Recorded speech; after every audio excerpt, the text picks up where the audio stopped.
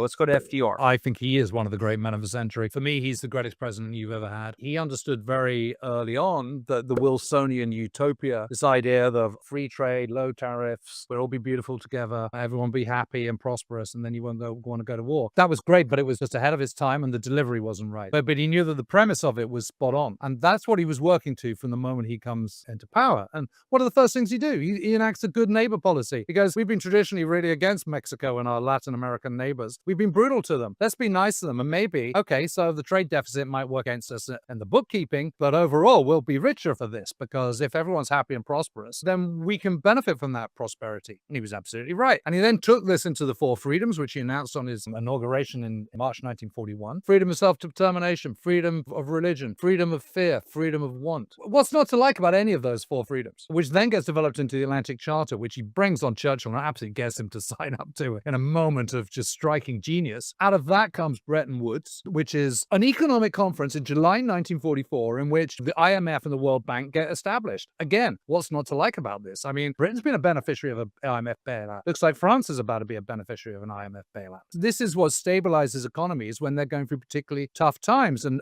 as we all know, when the economy is rough, politics can get rough. When politics gets rough, economies can get rough. And when economies and politics get rough, you can have war. It's like a really easy three-way process. So in the future, let's try and limit that. And out of that comes his vision for the post-war, which is inherited by Harry S. Truman, who for me is kind of a pretty close second, actually, to Roosevelt. I think he's a great man because he's not born to greatness. He's not obviously great. He's a humble guy from Independence, Missouri, from the Midwest. He hasn't been to university. He has nothing about him on the evening of 12th of April that suggests he's going to be a great president. But I think he is. Okay, it's a Marshall Plan, but really it's a Truman Plan. And he's the guy who persuades Congress, persuades America that the victors need to help out financially the vanquished to make a better world.